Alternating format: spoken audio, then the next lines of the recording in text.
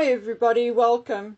Today, God willing, if all goes well, I'm aiming to do 2 videos because the 2 topics I want to talk about are not really related. So I don't want you to sit through a topic you are not interested in to get to the other. So in light of that, let's get into it without any further interruptions. Lately, it has become even more difficult to discern between what is indeed true and what is not when it comes to the royal family. And as you know, it's even worse when it comes to the Harkles. I have one really reliable person who can inform, though very seldom, advise and discuss royal information with. And although he undertook to find out the true status of what I'm going to talk about for me, he said that he is almost sure that I was right.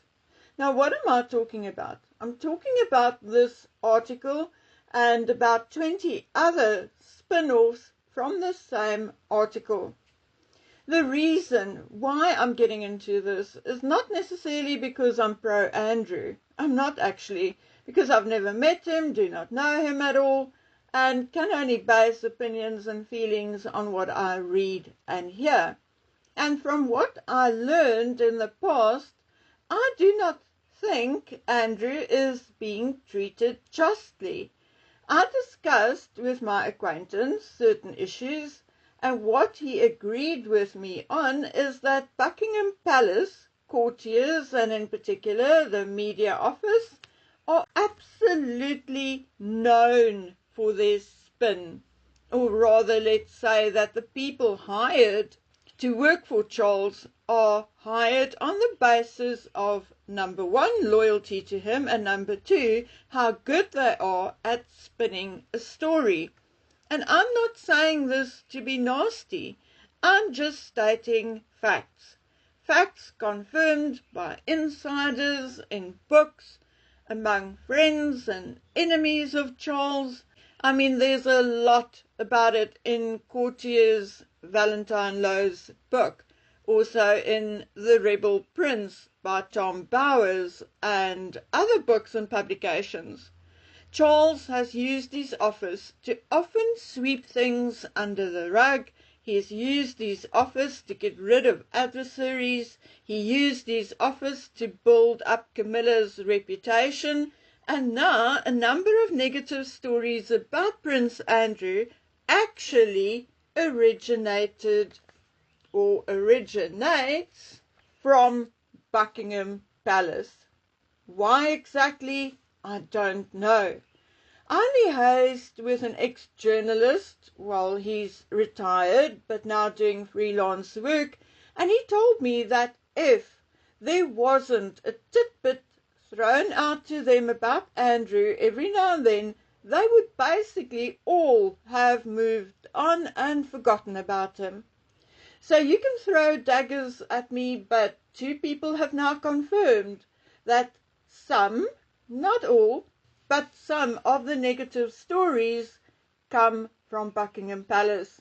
And here is one of them, except that the person who put out the story made a mistake, a huge one. You see, a journalist, another supposed royal expert, whom I never heard of before, said there were murmurs of him carrying out the vast garden maintenance required.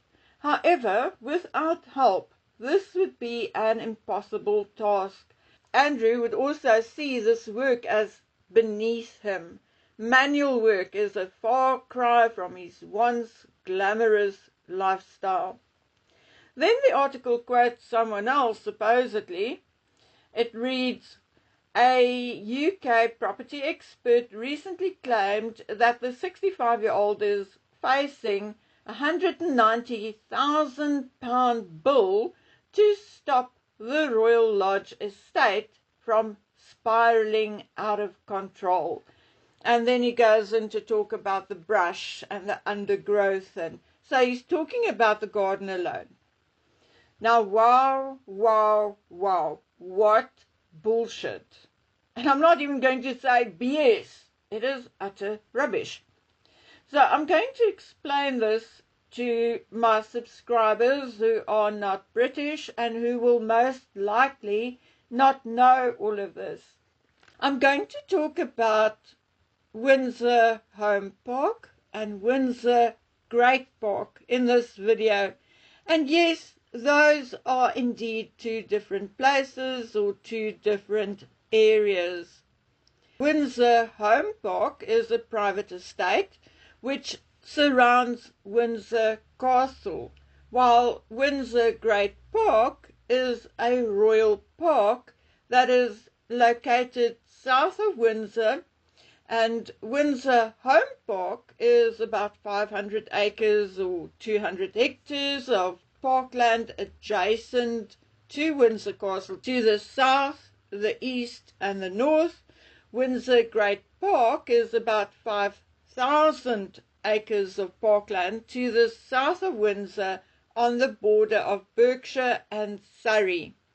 Windsor Home Park, although still owned by the Crown Estate, yes, it's not owned by the King, it's not owned by Charles, but it is still handled like a private estate. It is run and managed by the royal household. Windsor Home Park also includes the castle, Windsor Castle, Frogmore House, Frogmore Cottage, Adelaide Cottage, the mausoleum of Queen Victoria and Prince Albert, etc., etc. Windsor Great Park includes Virginia Waters, the Savile Garden, the Valley Gardens and the Long Walk. And guess what? Royal Lodge is situated in Windsor Great Park, not Windsor Home Park. The parkland surrounding Royal Lodge is about 98 acres or 39.65 hectares. Together, Windsor Home Park and Windsor Great Park forms the Windsor Estate, which is about 15,800 acres or 6,400 hectares. Another significant difference between Windsor Home Park and Windsor Great Park is that Windsor Great Park is not run or managed by the royal family, but it is run and managed by the Crown Estate. Another change came in 2021 when Charles became the Ranger of Windsor Great Park, a job which he took over from his father, Prince Philip, who served as Ranger from 1952 until 2021, 69, nearly 70 years. Prince Philip took over the job from King George, who served as Ranger from 1936 until 1952. Now, at the time when Charles took the position as Ranger of Windsor Great Park, I actually balked and complained and said and predicted that it will not be long before there is trouble. And were my words prophetic? But first, when Prince Philip became ill, Prince Edward helped him and would go around the estate with Prince Philip or would go on his behalf, and I was made to understand that Prince Philip wanted Edward to take over the position along with his title of the Duke of Edinburgh. Now the title reverted back to the Crown, as most others would if someone passes away. Now then the Crown has a choice. They either put it in abeyance for years or it is passed on to another member of the family. Now we all know that Charles was not keen on handing over his father's title to Edward. It was only when the public really started commenting and complaining that Charles was indeed advised to do so. Charles was not happy because he wanted the title for one of his direct descendants. Thus, either George, Louis, and even Charlotte was mentioned as the possible Duchess of Edinburgh. So to ensure that that could still happen, Charles passed the Duke of Edinburgh title to Edward with the provision that it could not automatically go to his son James, but has to revert back to the crown at the passing of Edward. Anyway, back to Windsor Great Park, Andrew, and Royal Lodge. Like I said, Royal Lodge is situated in Windsor Great Park, and Windsor Great Park is managed by the Crown Estate. But it is not the only residence in the park. There is Cumberland Lodge, there's Cranbourne Lodge, and there's Forest Lodge as well. Okay, so let's run through these properties very quickly. Since 1947, Cumberland Lodge has been occupied by a charitable foundation called the Cumberland Lodge Foundation, an educational charity and social enterprise that exists to empower young people. They have courses like in the rule of law, youth and democracy, exploring ethics, etc., etc. The building is not open to the general public for viewing. However, there are open days, conferences and other events during the year. The gardens surrounding Cumberland Lodge are Grade 1 listed on the Register of Historic Parks and Gardens. Please keep that in mind. Cranbourne Lodge was originally a keeper's lodge, but it has a long and checkered history. One we can go into maybe on the other channel because it will fall into crimes and mysteries surrounding the royal family. Now today only Cranbourne Tower remains as a private residence. The main house fell into disrepair during the 19th century and it was demolished in 1865. Forest Lodge also has a long history which we could also touch on one day when it's all quiet on the royal front and we don't have much to talk about. The house was sold to King George IV, who used Royal Lodge for himself and needed a home for his deputy park rangers, and Sir John Eyre. At the time it was also renamed Forest Lodge.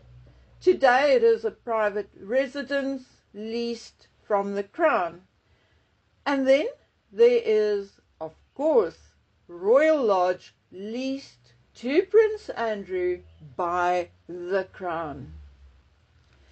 Now again, these homes are situated inside the Windsor Great Park area, inside or part of the Windsor estate. So for all to make sense and to prove to you that this supposed royal expert is talking absolute shite, I have to tell you a couple of quick things about Windsor Great Park.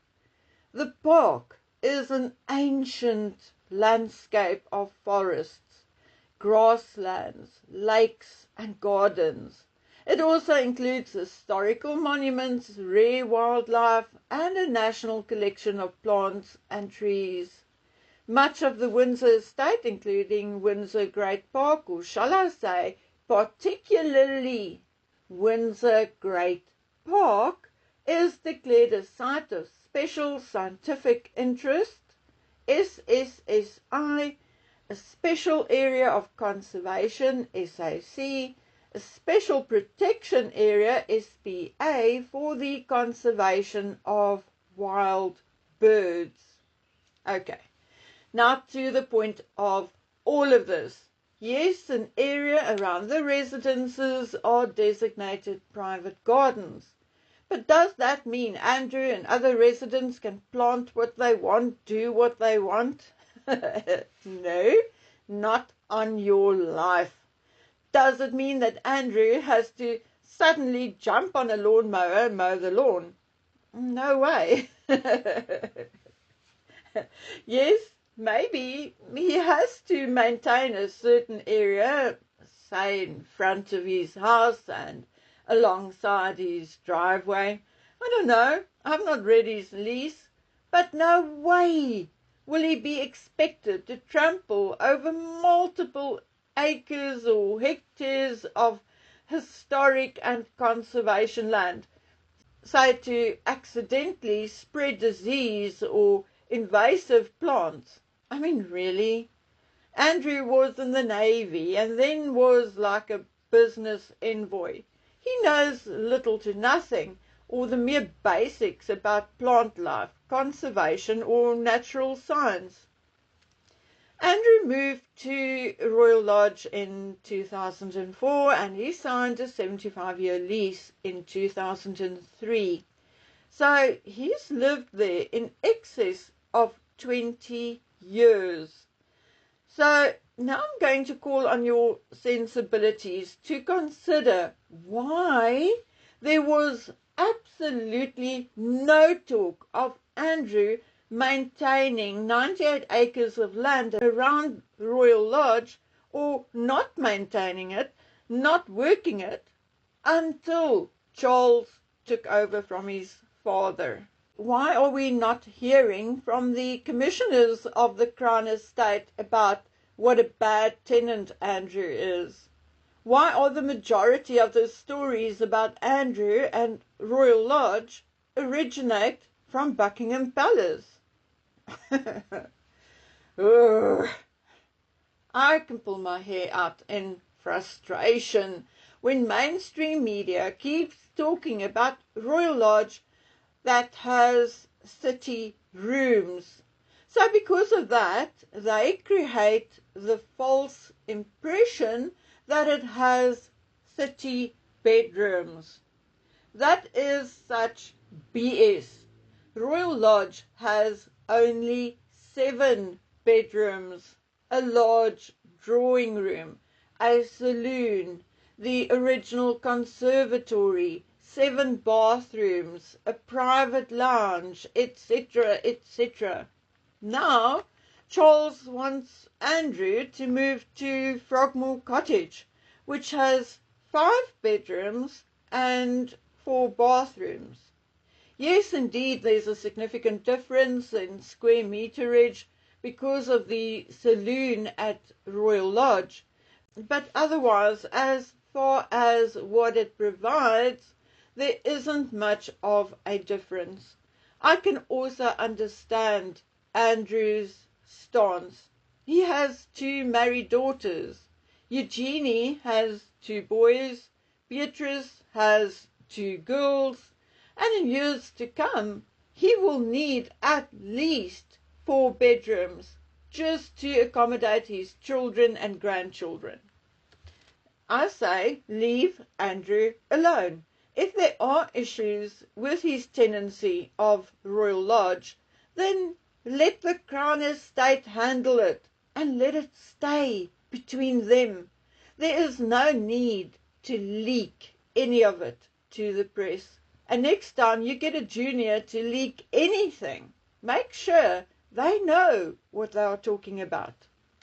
Okay guys, I have a lot more to talk about, so hold on to your seats. We have been downgraded to level 2 load shedding, so I'm going to do as much as I can for as long as I can, because I don't think that this is going to last. Okay guys, so please take good care of yourselves until we meet again on the next one. Bye.